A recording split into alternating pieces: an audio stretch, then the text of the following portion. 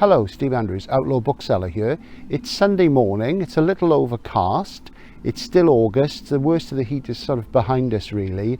It was very hot yesterday on Saturday and I tried to do some filming and what I did didn't really come out very well, so I've had a bit of a science fiction burnout at the moment.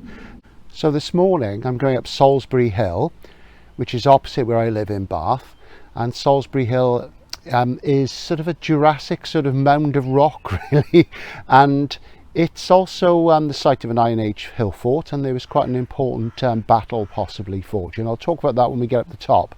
So this is where we're going. I'll just give you a bit of a panorama. So I've been walking for about 10 minutes and I've got just a few minutes to go to the top. I think I said before in my Castle Cork video that I do like a plateau. It's probably because the first book I read, I say the first book I read, the first adult book I read and bought as a child when I was about 6 or 7 was The Lost World by Sir Arthur Conan Doyle. Remains one of my favourite books, as I was a dinosaur nerd and I had lots of non-fiction dinosaur books as a kid, and that's really how I got into science fiction, I think, was aside from seeing SF on TV, things like Doctor Who and Star Trek, it was very much reading that book and that introduced me to the world of literary SF. And there's a plateau, of course, the dinosaurs and prehistoric life all live on a plateau, so there you go. The road ahead, as I guess Tolkien would say, and the road behind us. This is the steepest part of the ascent coming now, so I'll spare you my huffing and puffing.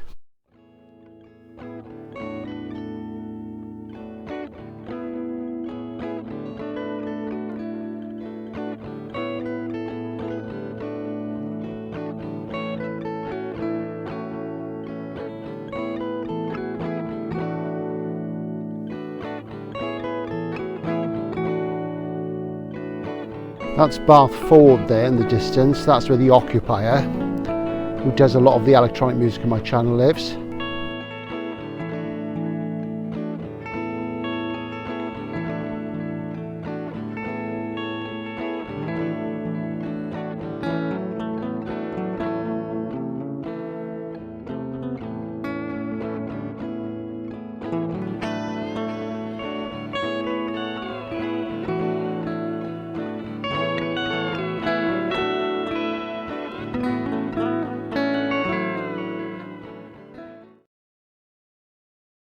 It was actually very grey when I left the house. The sun's starting to come out. There's quite a nice breeze up here.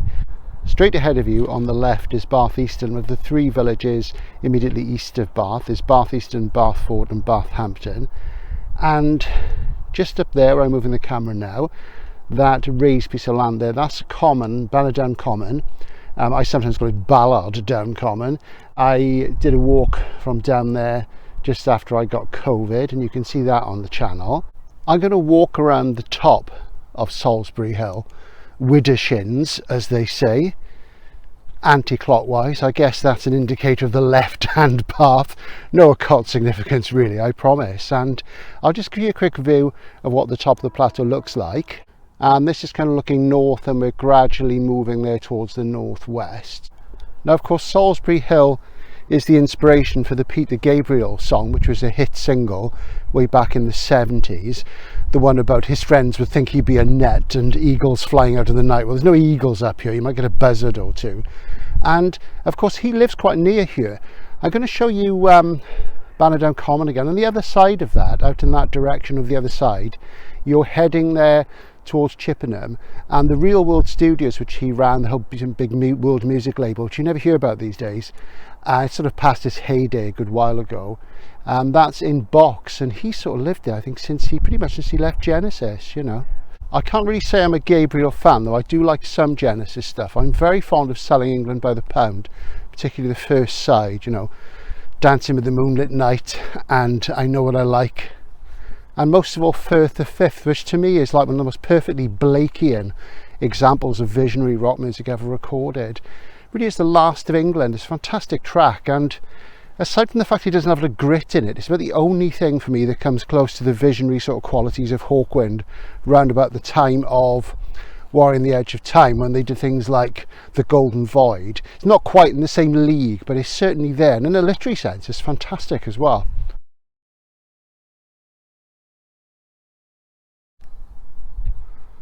Got some lovely big sky here today, very blue.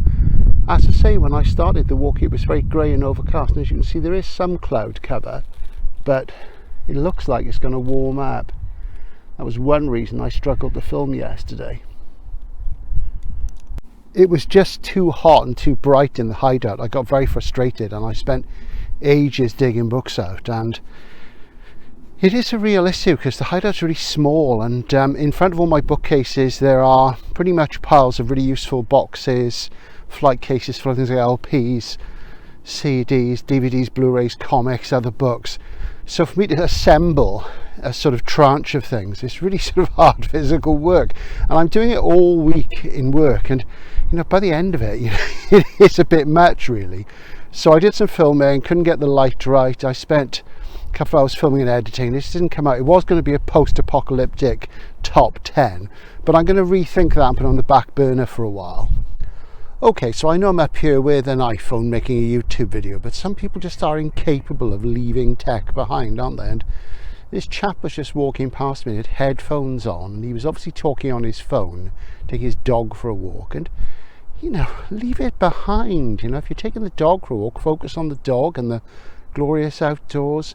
People really are being prepared for a post-human future where they download their consciousness into a simulation, and they're not going to miss the physical real world at all. It really is quite worrying and concerning. You can see how the mobile phone is going to be the agent of the post-human age.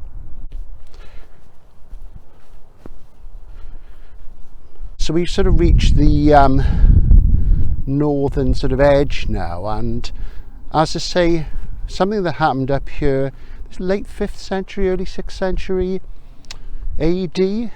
Well, it's reportedly, nobody knows for certain, I think Nennius mentions it. They think that this is where an important battle was fought. Now that battle was between the Britons and the Anglo-Saxons, and supposedly it was a key victory for the Britons in turning back Anglo-Saxon incursion in this part of England at that point. And the theory is that the Britons were led by Arthur. Now, of course, there's all sorts of things about Arthur, and the sort of general consensus now in mainstream history seems to be that he was a post sort of Roman occupation British chief who was slightly Romanized and who led people then, and that sort of led into all the legends and what have you, which are embroidered obviously in the medieval period. Heading west now along the edge of Solsbury Hill, just to give you some context on where we are, you can hear the road there in the background. Can't see it, main road up to Swainswick, and to my right there's Charmy Down. I did a video, a stalker on Charmy Down, do check that out. That's another out and about one which I talk about SF as well. At this point I'll give you a little 180. So here's the centre of the plateau, and you can hear the roads behind me as I say. That's the roads on the west side of Solsbury Hill, approaching Bath. And for the topographers amongst you, there is Bath in all its glory, as it were. Go cows. Here they are, by the triangulation point there. Well, I'm certainly feeling a bit more refreshed now after this stroll around the top of Solsbury Hill. Okay, so I'm off home now. This is kind of where we came in. So, if you don't normally watch the out and about videos, do watch the other ones. I try and go to relatively interesting places. Hope you enjoy them. Next year, I'm hoping to get abroad to the continent where I'll be filming different sort of literary things in some quite beautiful places. That's if I can sort of get the cash together to actually have a holiday abroad next year. So this is Outlaw Bookseller. I'm signing out now. Please subscribe, like and comment. At the moment things are going well on the channel. We are gradually getting there, but we do need more views, so do share if you can. I'd be very grateful, and I can only keep this up if we can get the views up, because it's taking up a lot of time, and if I can just get a little bit more coming in to sort of support it financially, that would be great. Thanks to everybody who has done so. We're nearly a year old now. I'm very glad to have you all on board, and have a great weekend. Bye for now.